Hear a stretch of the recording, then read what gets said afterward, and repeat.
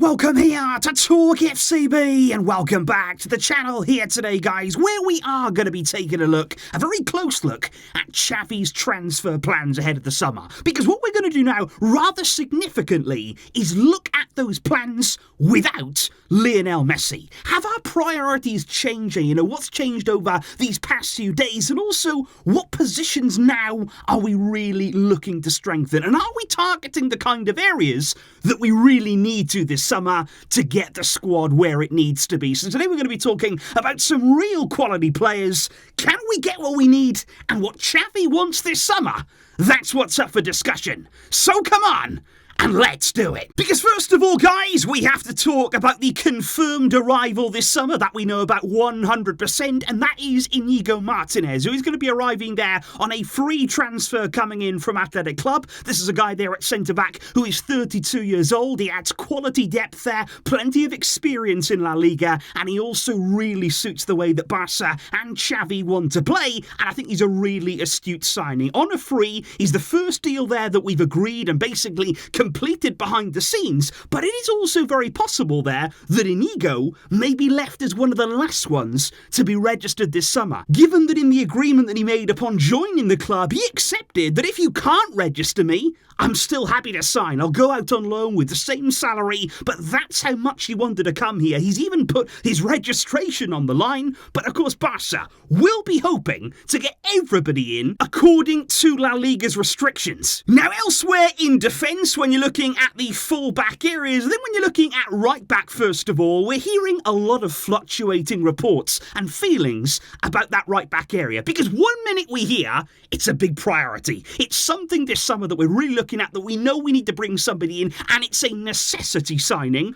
But then we start to hear, like now for instance, whereby it's gone a bit cold, whereby we're not really out there looking right now for a right back, and that is not really high on our priority list. And I think that would be a mistake, because I think Koundé's stance is something that could play a real part. He has ultimately told the club, I will not play there again next season. I was not brought in as a right back, and even Xavi recently admitted he didn't sign Koundé as a right back, and he implied that wouldn't really happen next season. So surely something there behind the scenes is ongoing. We've also got Julian Araujo, somebody who finally made his Barça debut there in the end of season friendly against Vissel Kobe, and he had a solid game. He did. He actually showed some promising signs. Of course, we need more time to see him and against more quality opposition. But I think when you're zooming out here, when you're looking at what Barça currently have in that right back area, we still definitely need more. In terms of having the best quality squad, in terms of competing on all fronts, right back for me is still a position that we have to look at. Left back, though, is also an interesting one, because there has been some speculation, could Barça replace Jordi Alba this summer? Of course, his exit now has been confirmed from the club. Can we bring in somebody to play as a backup to Alejandro Balde, provide some quality cover in that area?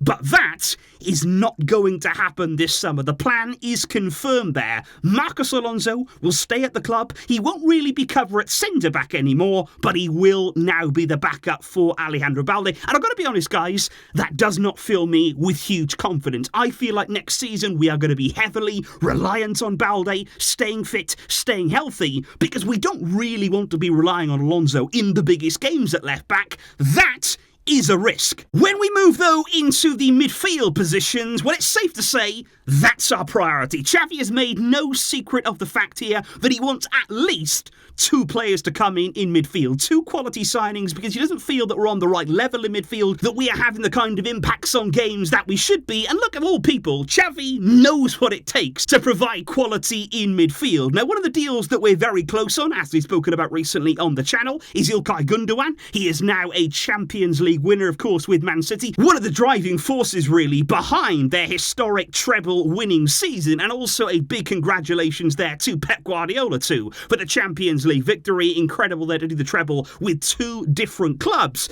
But in terms of Gundogan, he is the interior that Xavi wants this summer. There's a real feeling there that Gundogan could bring something different to our midfield, something special, unique in that area, and I think it's a player that we don't really have right now. He would definitely add something very, very special, I feel, to our options. And it is said, of course, that Barca do have that verbal agreement with Gundogan. Nothing in writing yet, nothing 100% done, but the signs are looking very good. There's lot of pressure as well from his wife. She wants to live in Barcelona. Barca are confident of a 3-year deal for Gundogan, and now that Champions League final is out of the way. Now Gundogan has wrapped up his season at City. We might get more official news very, very soon on his future, because then there's also the matter of a pivot signing this summer. Now this one for me is the signing that may take the longest. This is the one that may drag on for the longest amount of time this summer, because we're going to spend a lot of money on this player, I feel. It's somebody that with Busquets leaving, Xavi has made it clear, we've got to not only replace him,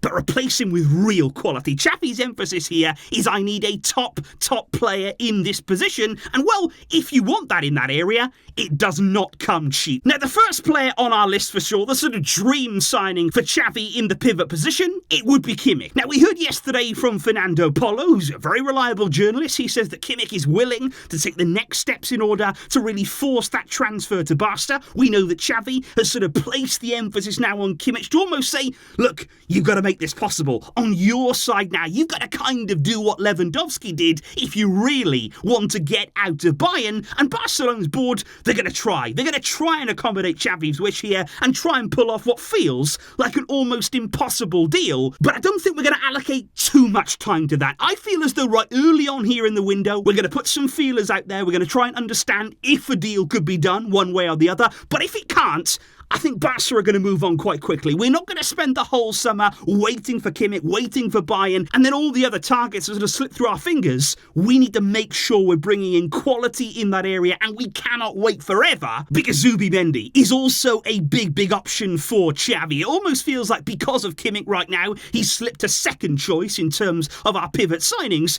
but Xavi is still a huge admirer of him. But even his signing, it would not be easy either. Zubimendi there would command a 60 million euro fee, and not just big money, but all in one payment. Real Sociedad there would demand the full release clause for Zubimendi, and that makes it tricky for Barca, and in terms of accounting as well. So that is a deal that would not be straightforward, which is why Amrabat's name is still there. He is the backup option to Kimmich, to Zubimendi, which is interesting in itself because he's not even close to the same kind of player. So we're talking here about very different profiles of players in that area. And Fiorentina right there reportedly want between 25 to 30 million euros, which I think Barca see as a very good deal this summer.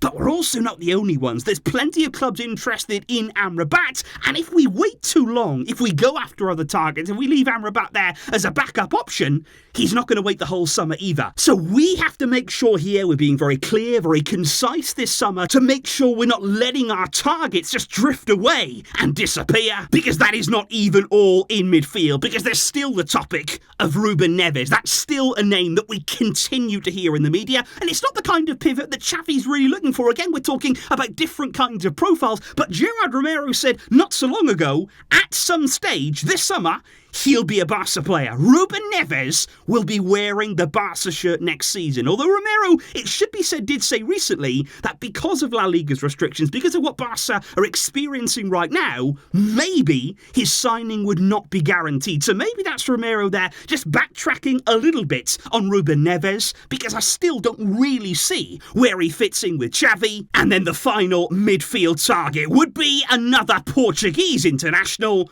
but this is Bernardo Silva. Now, if Ruben Neves is a player that Xavi doesn't really like all that much, Bernardo is the opposite. Xavi absolutely loves Bernardo Silva, hence why last summer we spent a lot of time going after him. We tried until the very final days of the window. Bernardo waited all of that time, hoping that Barca would be able to make it possible. And the reason that I mention Bernardo now is because of Messi. Because there was a real suggestion this summer that because Barca were signing Messi as that sort of link between midfield and attack, that Bernardo would no longer even be considered. But now, is he that plan B? That's what Romero says there, that if Messi wasn't going to be possible, Barca maybe now would start to look again at Bernardo. And the question obviously is, but if we can't afford Messi, if we can't bring Messi back, how are we going to be able to get Bernardo? But again, it all depends on sales. You know, it wasn't necessarily the fact here that we couldn't afford Messi, the whole summer. It was about now. You know, right now we still need to make sales. Right now we still need to do many things this summer. But as the summer progresses, we may be in a position to do the deal. So it all depends again if Bernardo is willing to wait. There's also interest now, though, from PSG. They want Bernardo this summer. They're willing to pay the money to get him, I'm sure. So that is something that Barca would have to contend with. And it remains to be seen whether we will go back in for him as now that plan B for Messi. When we move on, though, to forwards, it does get very interesting because we've heard a lot about a left winger. That is a position at Barca that, again, I feel we need to sort of address it in some way, especially given there's a lot of speculation about Ansu Fati's future. We're going to be talking very soon about exits, about outgoing players. He is one of those who may indeed be on the list, and as a result of that, surely we've got to do something in that area. Now, we've got Abde reportedly coming back to the club. That's not confirmed, though. Barca may indeed still listen to offers for Abde. It is not guaranteed that he'll come back, and of course we have heard us linked to Yannick Carrasco as well, but that rumour has also gone very, very cold right now. We are not actively pursuing that deal, and again, left wing is almost a bit like right back at times. It's gone very cold. It's gone very quiet in that area, and it doesn't seem to be a position that Barca feel is a priority right now, which finally brings us on to the centre-forward position. And this, to me, guys, it's essential. When we're talking about another number 9, a backup number 9, whatever way you want to put it there, we have to address this summer. Because throughout the season, Barca have shown good signs. We've been on the right track. We've achieved things this season, and everything is heading in the right direction. But one thing we really struggled to do, honestly, score goals. We really did throughout the season, and that is not something that you usually associate with Barca. So I feel as though this summer we have to bring in another number 9. I don't think we're seeing it given the kind of importance that it should have been so far this summer. We haven't really been actively pursuing one as maybe aggressively as we should be. Now, we know that Vitor Roque is the dream signing for Barca. They are still working on that right now. Barca are trying to use Deco as a really important piece in that potential deal. The Brazilian link, of course, that exists between them, but it is not proving to be easy by any means. And I think our number 9 search this summer, it's all going to depend on Vitor Roque's long-term stance. Because if we can't get the deal done for him this summer, and then Vitor Roque just moves to another club immediately, and that's the target well and truly gone, then you're going to see Barca's attention turn to other targets, turn elsewhere, and I would already hope that we would have alternatives lined up. But if Vitor Roque says, well, I am willing to wait. If Barca can't afford me now, it is my dream to go there. I'm willing to give it one more year before making the move. Then it's a different kind of player that Barca would be looking for this summer. You may see Barca then go out and sign somebody like Aubameyang, a short-term option to come in, to sort of be a stopgap waiting for Vitor Roque's arrival, and it's all going to depend on Vitor Roque's preference. So that is a deal that we're still working on, we are still hoping for, because he is a massive talent. He is real quality in front of goal, and he's somebody who would be worth the wait, especially there learning from Robert Lewandowski. But only time will tell if Barca this summer are able to make it a reality. And so that right there, guys, is a detailed look at Xavi's transfer plans this summer, and going position by position, you can see there's a lot to do. You know, there's a lot of areas in this team that you can look at as a Barca fan and think, okay, we need more, especially when you're comparing us to the likes of Man City. You know, the quality that they've shown this season, especially in Europe, the level that we have to reach, and we have to absolutely demand that we reach that kind of level. It's important for us to be back up there again and challenging on the biggest European nights. And to do that, we've got to replenish the squad. We have to get back where we belong in Europe. And please let me know, guys, in the comments down below, what signings do you feel can do that? What signings do you feel can elevate our level and ultimately take us that next step? That is the all-important one right now. And let me know down below what your ideal summer would be, trying to stay, of course, as realistic as possible. We know that La Liga is not an easy league to deal with, unlike, for instance, the Premier League. So let me know all of those thoughts down below, guys. Thank you indeed today for tuning in and for all of your support. I'll be back soon when I'm sure the news is going to keep on coming. There will be some big transfer topics, I feel, coming up next week. I'll catch you for all of that soon. But until next time, as always, Visca El Barça.